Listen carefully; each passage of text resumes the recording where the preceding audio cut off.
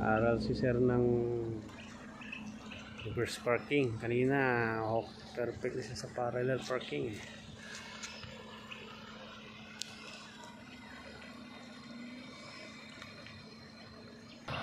Yan na. Then, yun. Dapat na side mirror sa cone. Then, full turn sa right ay left. Left sir. Papunta doon. Yan. Okay. Gear 1.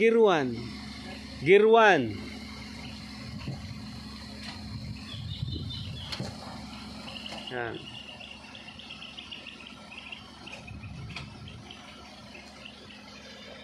Pantay natin yung bay niya eh.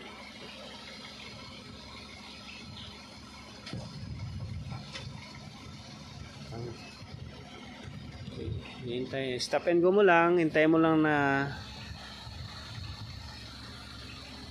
stop. Oops, stop. Okay. Yan. Full turn sa right, reverse. Tingnan natin kung mag-equal yan.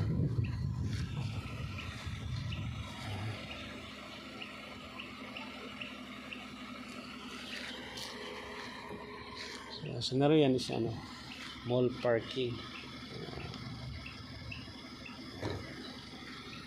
Okay.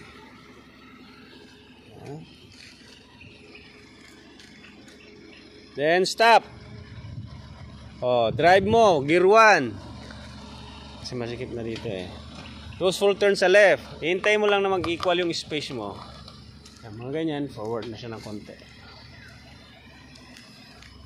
Stop and go. Konti pa.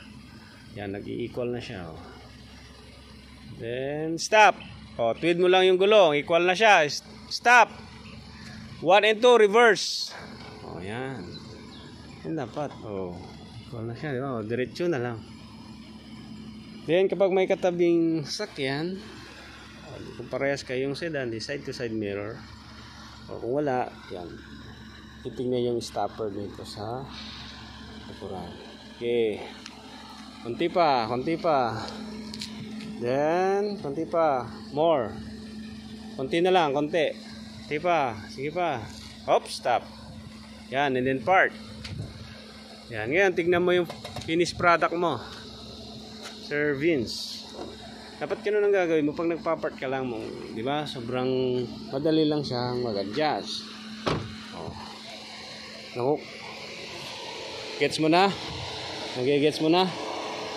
Yan diba? Okay. Saktuan Sige. Isa pa.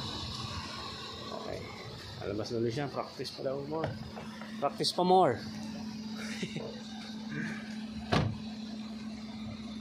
Okay.